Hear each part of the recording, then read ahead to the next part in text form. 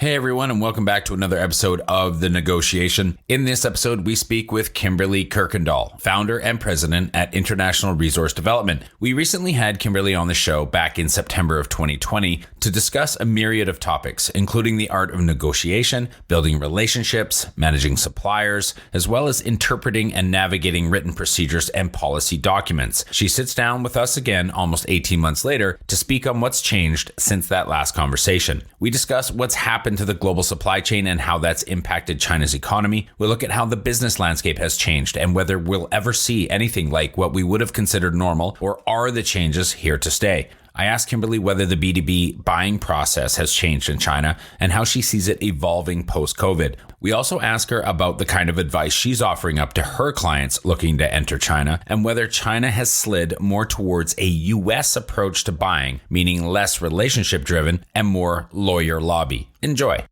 So foreign companies, let's say 10 years ago, could sell into China and sound a little tone deaf, not get the very nuanced language or images or relationship tying themselves to one company or influencer or another. They could do that and be kind of forgiven because the attitude in China at the time, 10 years ago, was they're a foreign company. The fact that they're a foreign company is all we need to know. It's foreign product. It means it's higher quality. It means it's aspirational. So we want to buy it. 5 years ago, that started to change and expectations on foreign brands became higher. You need to understand us. You need to understand our market, us as a consumer. And I think that is much more true now than it ever has been. Home to over 4 billion people, the Asia-Pacific region boasts one of the most powerful consumer markets on the planet. Not only is it home to half the world's under 30 population, but it's also home to more than half the world's internet users. It's a market no globally minded brand should ignore, but entering markets like China is no easy task. Just ask the likes of Microsoft, Google, Uber, and Facebook. Times are changing, and with the right partners, doors are slowly opening as more and more companies find success expanding into the markets of the Middle Kingdom. I myself spent 8 years in China, mostly as a venture capitalist, helping early-stage tech companies enter the Asia-Pacific market successfully. This show is dedicated to uncovering and examining successful China entry and growth strategies by interviewing the people behind those success stories. My name is Todd Embley, and welcome to The Negotiation, brought to you by WPIC Marketing and Technologies. Kimberly, welcome back to the show. Thank you. It's great to be back. It's been a while. Last episode, we've had you on before. We'll get into that. It was a fantastic episode, but the world is ever changing as we know it. It is changing so fast. And even though it's been about 17, 18 months since we had you on before, a lot has changed. So we have a lot to talk about and a lot to cover. But let's start by taking a quick look back at the topics that we did cover in the previous episode in September of 2020. And I want to know, looking at negotiating, building relationships, managing suppliers, written procedures, versus policy documents, things like that. Could you tell me a little bit about what has been happening with regards to those topical areas over the last 17, 18 months? Sure. I think actually, obviously, all of us have lived through this, right? So COVID went on for much longer than anybody anticipated at the beginning of 2020. Nobody expected it to go through, to keep going, the gift that keeps on giving, right? And so companies that thought that they could triage their supply chain problems and they were going to, it was going to be 6 months of hiccups and then they would get back to normal. That obviously hasn't been the case, right? And so more and more companies are realizing that there's a new normal. I was on a panel recently for a international trade organization called NASBITE, and with 4 or 5 other supply chain logistics people. And they were saying, we're not going to go back to that normal. This is a new normal, and we're going to stay in this new normal. It may evolve, but we're never going to see where we were again. And I think that's very true. And part of that is the travel piece. I don't think we're going to get back to what I call on-demand travel anytime soon for this year, maybe even next year. And then who knows? To me, on-demand travel is, I want to go to Paris tomorrow. There are tickets available. There are hotels available. I can get on a plane and go. I don't have to think about what testing do I need? What testing do they require? What restrictions are in place around COVID. I just get on the plane and go. And the same thing with planning 6 months out. I can plan 6 months out to go to Paris, and I can go to Paris in 6 months, and I don't have to think about, well, if I pay for this trip and I plan it, is there going to be another wave in 6 months? And, am I going to be able to get into the country in 6 months? Or am I going to be able to get back into the US 6 months from now? So on-demand travel has just disappeared. And that's a huge change for many people, especially people that live like my life. And I don't think we're getting back to that in 2022. And I don't think it's going to be normal in 23. So we're looking at 24 before it could even be back. And I don't know if it will. Right. So, and then you've got all the logistics issues and factory labor shortages and raw material shortages. And there's just so many different pieces of everything that's gone wrong at the same time that if you suddenly disrupt, I've likened it to a building. So if I take the first floor of the building, a 2-story building, and I remove some of the joists that are supporting the second floor, and then I remove a few windows and I move them around, and I take the flooring off, and I, make a few other changes. It's when I go to put those joists back, or when I go to put the windows back, the window opening isn't the way it was when I took the window out, because all these other things have happened, and it's sagging now. And the joists don't, even though I put the joists back in place and they hold the second floor up again, when the second floor wasn't being supported, there were problems. The plumbing might have come undone or something. So when you have so many things going wrong like this, you can't just slot them back in place and the system goes back to running the way it used to. So I think that's, that's a very dramatic change from where we were the last time that we talked, that we now recognize, obviously we've lived through the fact that this is much longer duration than we expected it to be, that it's going to continue to affect us for the next year.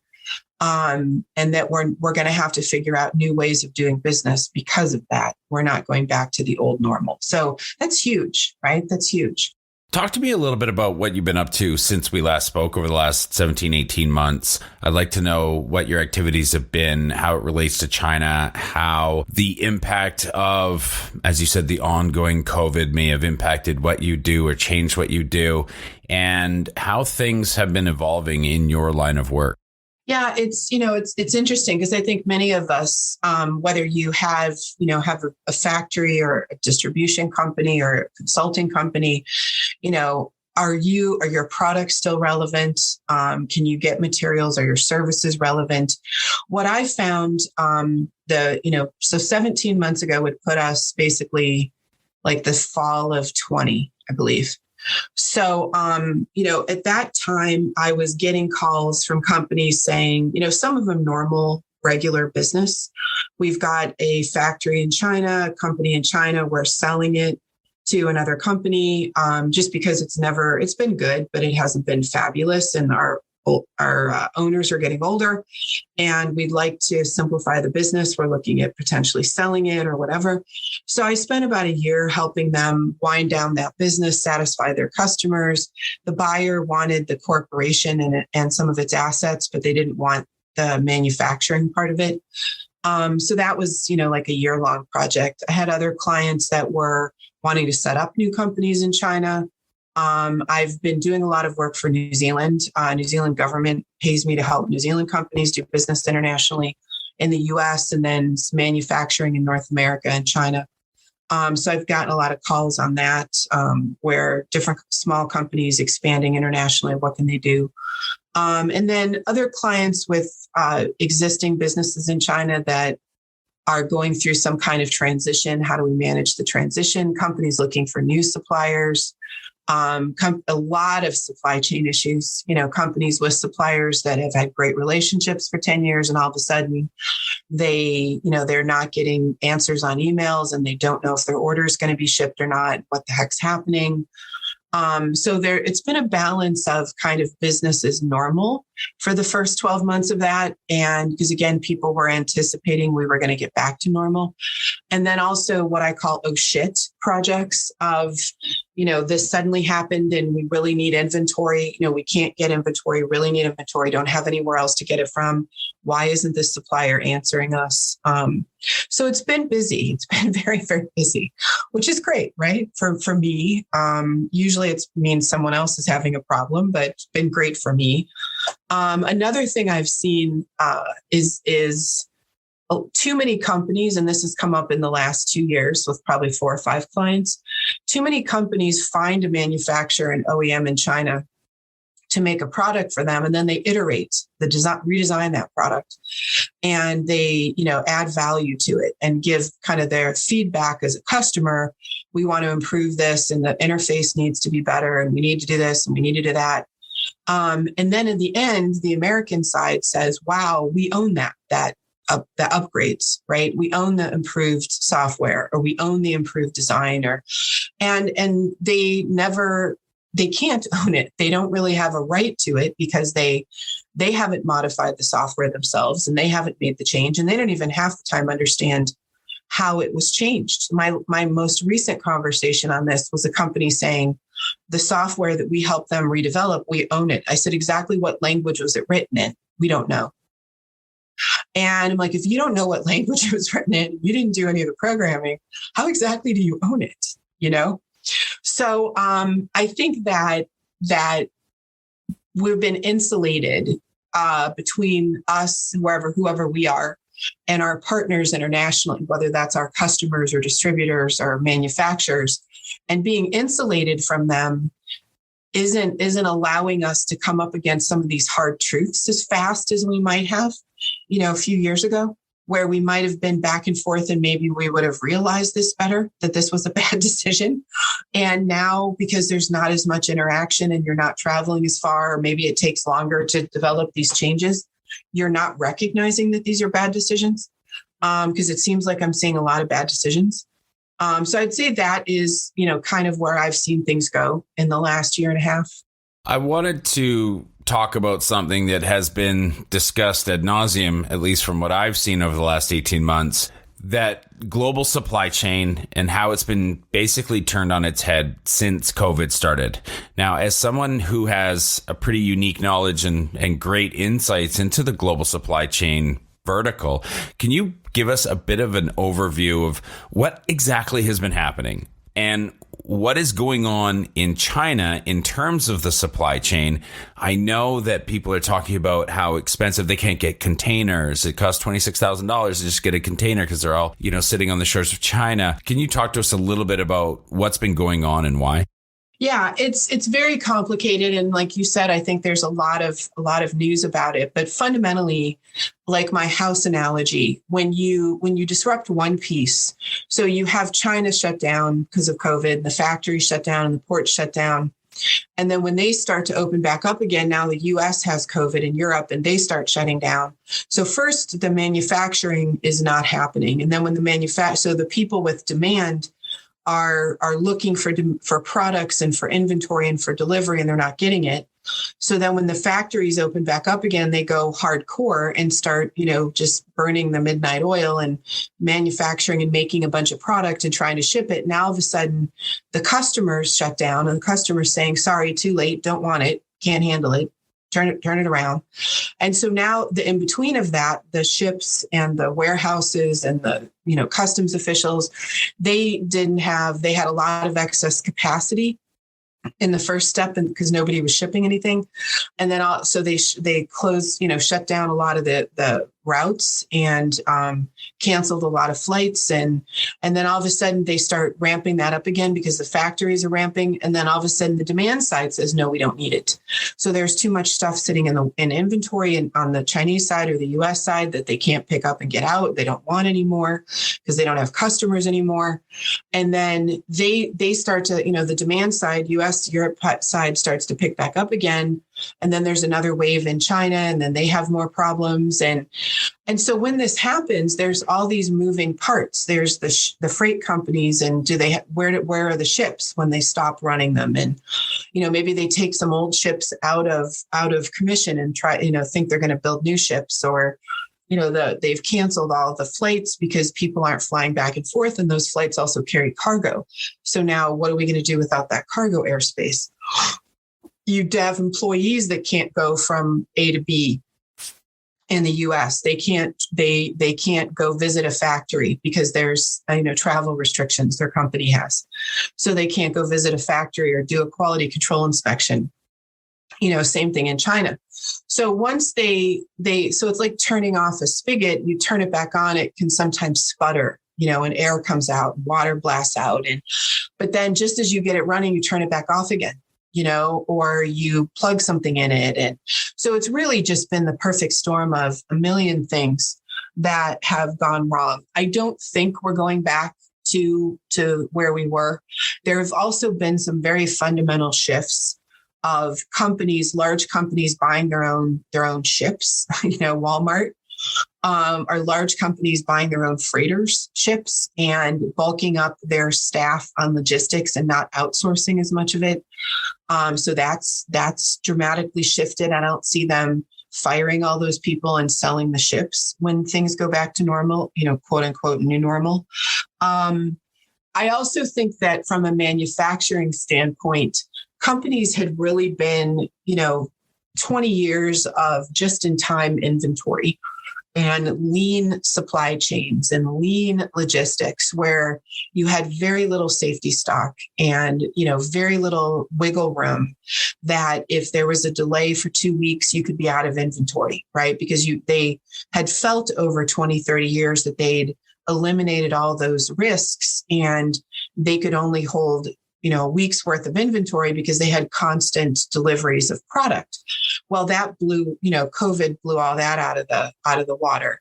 So now companies are going back to, we need more inventory, and, we need to have extra stock, and we need to have multiple suppliers, and we can't just have suppliers in India or in China. We need one in Mexico or Europe, because when India shut down, everybody went back to the Chinese factories. And when China was shut down, they went to the Indian factories. And, so I think we're going to see more regionalization, where companies have a manufacturing in Asia, they have one in India, they have one in Europe, they have one in North America, or suppliers, and the same with customers. To feed your customers, maybe you can't ship them from the US anymore, from New Zealand or from Australia. You have to ship them from the country that they're in. So you need to have, maybe you are manufacturing yourself now in Australia, but you have a huge customer base in the United States. Maybe now we need to manufacture in the US. I've got a few clients, from the New Zealand, Australia region looking for manufacturing in the US because of this, and companies that were manufacturing in China to bring to the US are looking here, or they're looking in China to sell in China and increase that market for themselves. So I think we're going to more regionally managed. I also think it affects people, because people can't move back and forth as easily. So let's say you were living in China and you were running your business there, or running the company's, operations there. And you would go back to the home office 2 or 3 times a year, and you go to Europe. And now living in China means staying in China, and not flying back and forth, and not being able to see family or go to headquarters. And so some people are going to be okay with that, and some people aren't. So it's really, it's a big shift in how people live their lives, in how businesses service their customers, in, how consolidated their manufacturing, warehousing, and inventory is. And I think these shifts are going to go on. I don't think it's a 2-year thing and we're going to go back to lean manufacturing and, lean supply chain logistics and just in time, inventories. I don't see those becoming viable anytime soon. What do you think the resolution might be? I mean, that's assuming there is a resolution. So do you see some type of moving forward resolution on the horizon? And if you do, what does that look like? Well, I think we're still in for disruption in 23. and who knows, right? If it could go on past 23 into 24 and beyond. But I do think we're definitely in regionalization, where if you're based in Asia, you're based in Asia. You're not based in Asia and flying back and forth to Europe or the US. If you're based in the US, you're based in the US and you're not moving around. So companies that are committed to their international business plan and they have customers or suppliers all over the world, you're going to need people in those countries because it can't be you.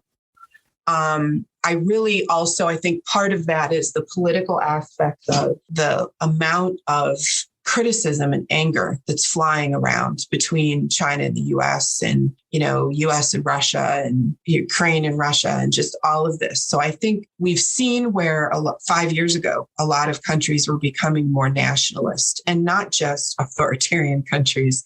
Democracies were becoming more nationalists and electing more nationalistic, hierarchical types of leaders.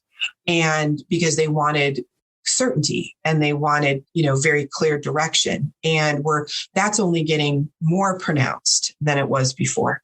A lot of your work is focused on managing suppliers. And this topic of discussion is really around almost the remote work, future work type of discussion, because like yourself and like hundreds of thousands of others of expats and those that work there, they haven't been able to be in China, boots on the ground, and be meeting face to face with suppliers or manufacturers or distributors for up to 2 years now. So can you help us understand how you, and by extension, potentially all others that are doing a lot of business in China, how have you been able to maintain those relationships, perhaps enhance them, or what has potentially been challenging because of COVID?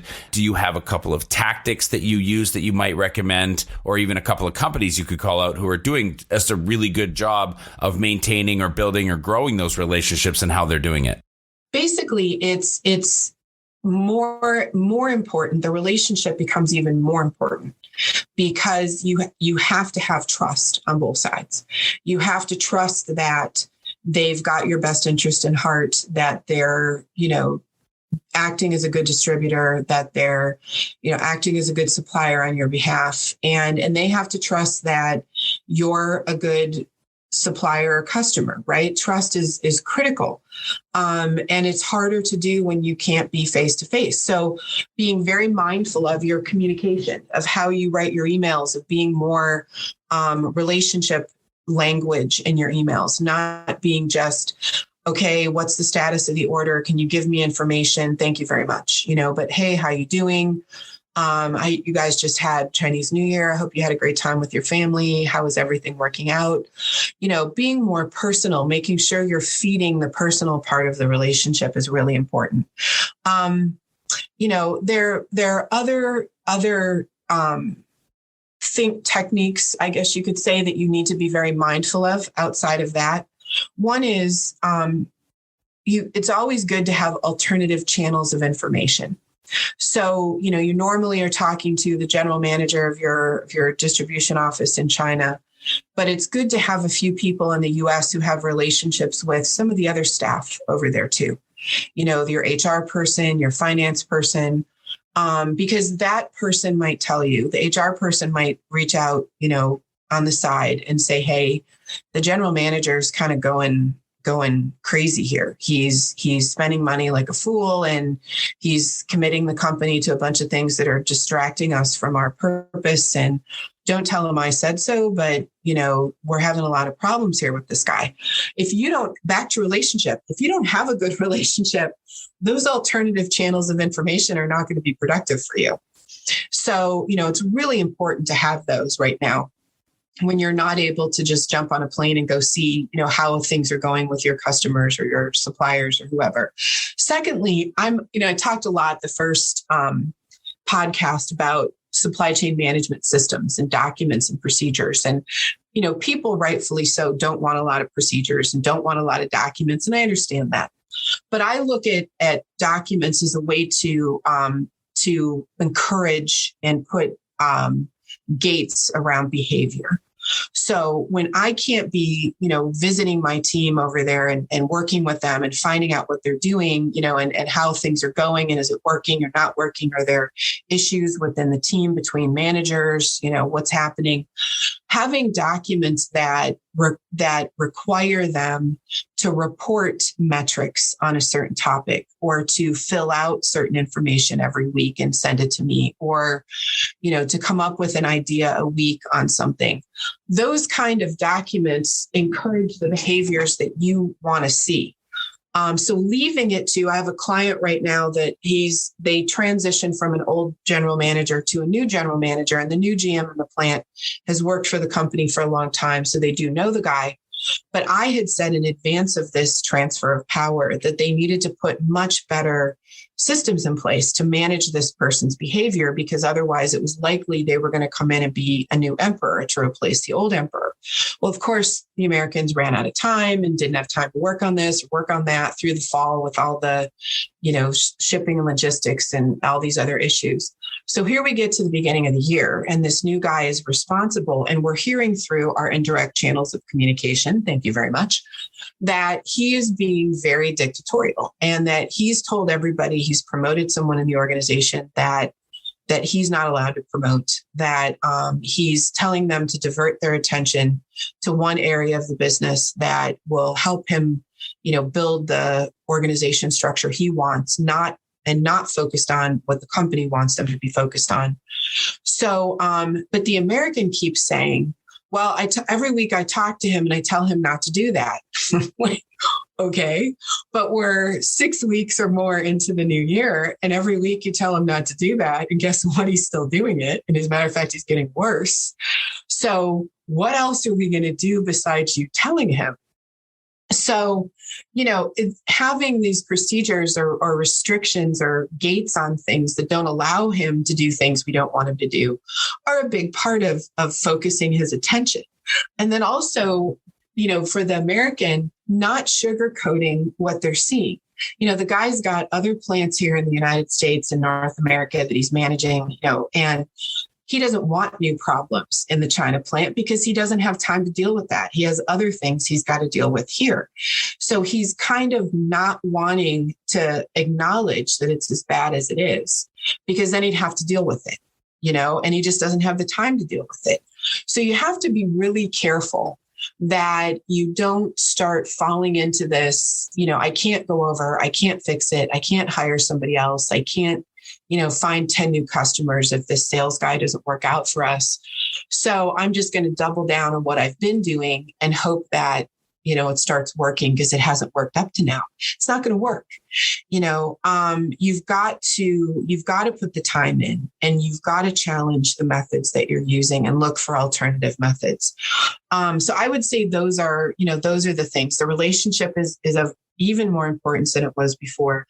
Having alternative channel, information, using documents to streamline, encourage behavior, and then being aware yourself that you might be, putting a bag over your head because you're thinking, crap, I just can't handle this. It's too much. I don't have the time. I don't understand it. That's not going to help, right? You've got to rip that bag off and look at the cold, hard truth that you're getting and deal with it. How do you think overall the business landscape has changed, specifically to Asia, over the past couple of years? And what specifically do you think is going to go back to normal post-COVID? And what do you think is going to stay exactly the way that it is, or even regress? Yeah, I don't think there's much that's going to go back to normal. Honestly, I don't think the way people work in their jobs is going to go back to the way it was, for many reasons, personal satisfaction and travel and, a lot of reasons. I don't think we're going to go back to, having freight forwarders and shippers and freight companies and everybody being separate, and, companies relying on these intermediary freight forwarders. We've eliminated a lot of those. I think that'll continue. I think the regionalization is here to stay for a while. Having suppliers in different regions, or distribution management in different regions, not relying on one person to manage all of it. I think that's going to stay. I think the tension, the geopolitical tension between a lot of countries, and the direction that many many countries are going in terms of becoming more, more hierarchical government styles. I think that's going to continue developing. I'm avoiding a word that begins with A. I don't want to go there, but so I really don't see in hardly any areas of international trade and business and international labor. I don't see us going back to where we were. I just don't. I would tend to agree. I think that was a leading question for the jury for sure. Do you think the B2B buying process in China has changed at all over the past 2 years? And how do you see that evolving post-COVID? Yeah, I think companies have either gone to one extreme or the other. Either we're going to check absolutely everything and we're going to have more inspections and more management, and more control and more oversight, or we're just going to put that bag over our heads and, we can't possibly manage it. And so we're just not even going to try. Right. So I think that is where I see companies diverging either one direction or the other. Again, I mentioned, that I think a lot of Chinese companies are buying into this defensiveness of the outside our export clients don't respect us, don't respect our business, are trying to contain China. They don't think we're capable. So we're going to double down and do it ourselves. We're going to create our own brands. We're going to create our own business. We're going to manage distribution worldwide. We're not going to go through, these other companies that were doing it for us. And they're still in their infancy in that. Many of these Chinese brands companies, they're still in their infancy of that, but they're not very good at it, to be honest, many of them. But that doesn't mean that they're not going to throw resources at it and keep working at it until they are good at it. So I think we're going to be living in a very different world in 5 or 10 years than we have been, including, client supplier relationships, where things are manufactured. China's not going to be the world's factory anymore. It's going to be its own developed, high-tech business market. Selling to China, distributing in China, that makes it even more important to be tied in to what's going on in country, to understand, what's the best platform to sell your product on. Who is your customer? How do you appeal to that customer?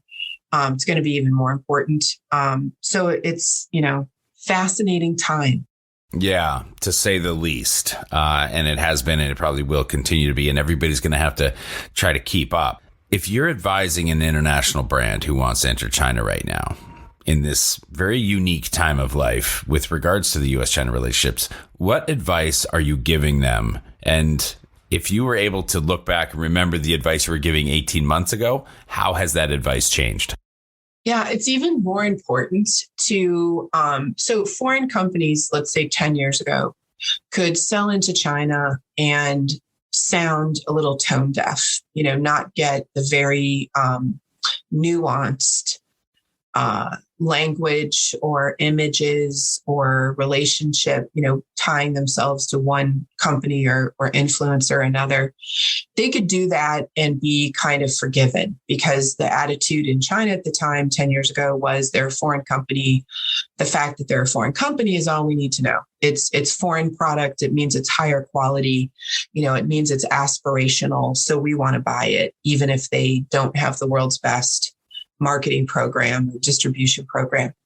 5 years ago, that started to change, and expectations on foreign brands became higher. You need to understand us. You need to understand our market, us as a consumer. And I think that is even much more true now than it ever has been.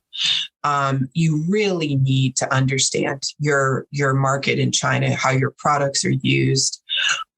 It's critical. We had a client beginning of this year over winter holidays that was selling a product. They had been selling a product in China B2B, and they wanted to start selling it B2C. And I told the guy from the very first phone call, I don't think you have a tremendous opportunity for your product in China. The Chinese don't, the benefits of your product don't matter to them. right now. They're just not important to them. And his attitude was, but they should be, right? They should be. They should care about what our material does differently than what other companies' material does, a different type of material does than ours. And I'm like, well, maybe they should, but they don't, right? So we did some market studies for them, interviews with potential customers in the market, companies that would distribute their materials. And those companies came back and said, when we asked them very finite questions, like, let's say we were saying to them, let's say we're talking about cheese, right? We want to sell you cheese and into China. And the Chinese have never really eaten cheese. It's not something that's in their diet in any way. And so now they're starting to sell cheese into China. And this company wanted to ask the average, small deli in China, do you want, so if you go to that small deli and you said to them, is it blue cheese or cheddar cheese? It's unlikely most of them would know the difference. Cheese is cheese, right? There may be 10% of the population in China who would say, okay, I know cheddar is on burgers and blue cheese I like on my salads, right? Of Western food. But these guys wanted to find out, do you like Gruyere cheese that's made from the Swiss Gruyere region? Or do you like Gruyere cheese that comes from other parts of France? And I was trying to say to them, that's just so narrow. And you're talking to people for whom cheese is cheese, and you're trying to get them to understand that you're the Swiss Gruyere, not from the region that's allowed to call it Gruyere, not from, French producers that are making Gruyere cheese. They're not even close to having that distinction right now. And so it's pointless to try to have that conversation with them. And they just couldn't accept it. They couldn't accept that we must not be asking the right questions. Why couldn't these people tell us if it was Swiss Gruyere or French Gruyere? Because it's just cheese, they can't tell you because it's just cheese. So, and I couldn't get them to understand. So I think that foreign brands going into China, you really have to challenge your own bias and expectations, and how you judge and value what the customer, whether it's a business or a consumer, what they would think about your product, or your business, because they may have a completely different perspective and use of it, different value system around what makes it work. And I think, again, not being able to travel for a couple of years, we can't take those clients to China and walk. I've done this with clients, take them to China, walk them through the plant where they might sell their equipment and show them how the Chinese are using equipment like that right now. And then as much as I could have written a report and recorded videos and told them everything, until they're there looking at it, they don't really understand crap. They don't use this, right? And they're not going to use it. They don't see the value of it. So it's really important to keep an open mind, to try to remove your expectations and perspective, and really listen to what that your Chinese customers and your advisors are telling you about your product and your business. Last question for you, and then we'll get you out of here. In our last episode, you mentioned that the U.S. buying process, not very relationship driven, partially because of the lawyer lobby. Okay. And there's this worry about favoritism and the need to procure lowest prices and, protect against monopolies and price fixing and things like that. Right. So has China moved in the direction of operating in this fashion at all? Or is it still just relationship guanxi driven entirely? Well, I don't think they have moved a lot. I think part of it is in the early 2000s, when private companies in China were really growing, the people running those companies had grown up in, come of age professionally in state-owned business models. So they really weren't thinking like an experienced entrepreneur, because they hadn't been one in the early 2000s. I think 20 years later, you have people that have 10, 15, 20 years experience under their belt, either working for a private company or owning a private company. So they have a much better understanding of return on investment and, value purchasing and pricing for, more than just the lowest price. So I think there's an organic learning curve that had to happen, and that learning curve has happened. So I think more Chinese business people are buying for more metrics reasons than they did 20 years ago. But still, having said that, China as a society culturally has always been, it's very important relationships. Relationships demonstrate risk. If you do something wrong and you have a bad reputation, then I'm doing business with you, I have a bad reputation, right? The US was like this until probably the 50s or 60s, and we started to evolve out of it, partly because people were moving all over the country and not staying in their same hometowns. They were changing jobs more frequently, and that's starting to happen in China. But I think the relationship side of business is just much more important in China than it was in the US to start with. So I think we're 10, 20 years away from having a more hands-off, metrics-driven business model in China. We're moving in that direction a little bit. I don't think you're going to see the lawyer liability drivers that we have here in the United States in China, maybe ever, certainly not the next 20 or 30 years. I don't see that happening as a driver for this. But I do think entrepreneurial business ownership and people having more private business experience has created a balance between metrics decision-making and relationship decision-making. And the US is going back to more relationship decision-making because you need to trust your suppliers. Like people have said to me, they try to order during all the shortages in COVID. They've tried to order from different companies, but they can't get materials. But if they call a guy they went to high school with or college with, that person can help them, get an order pushed through. So I think we've become more focused on lifestyle and relationship and our overall, the humanity of people in business because of COVID in the US. So I think maybe we're moving a little closer together on both sides. Kimberly Kirkendall, thank you so much for coming back on the show once again. It was amazing as always, and I'm sure we're going to have you back for a third very soon. Well, thank you. I always enjoy it. Thank you very much. Growing a company is hard. Doing it in a foreign market? Exponentially so. The best piece of advice I can give you is not to do it alone. When you start looking across the pond for further expansion possibilities, and I sincerely hope that you do, make sure you choose the right partners to do it with. My good friends at WPIC Marketing and Technologies have almost 20 years of experience helping brands just like yours enter China. I hope you enjoyed this episode of The Negotiation, and if you're interested in being a guest or want to connect with me or any of our team, please reach out to us at podcast@wpic.co. And be sure to rate, comment, and subscribe wherever you get your podcasts. 再见。